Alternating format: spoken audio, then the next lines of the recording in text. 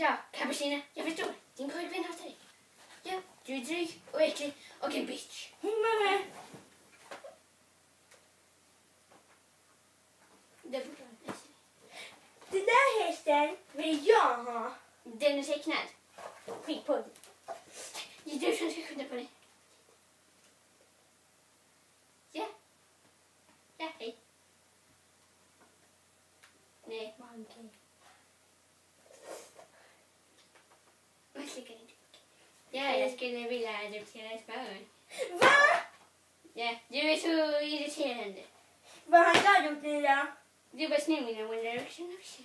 Vadå då? Det är mitt rum, det är min affischer. Jag gillar också dem, så bara dra. Men det är mitt rum, så jag går till ditt rum och förstör allting. Jag hatar dig. Jag heter dig också. Jag hatar dig skitmycket. Ja, ja, ja.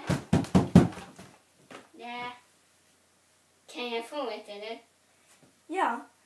Om en vecka kan du få en unge för 300 eller så kan du vänta i 10 år för 5 miljoner.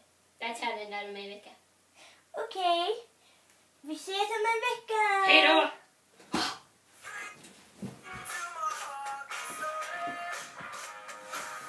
Nej.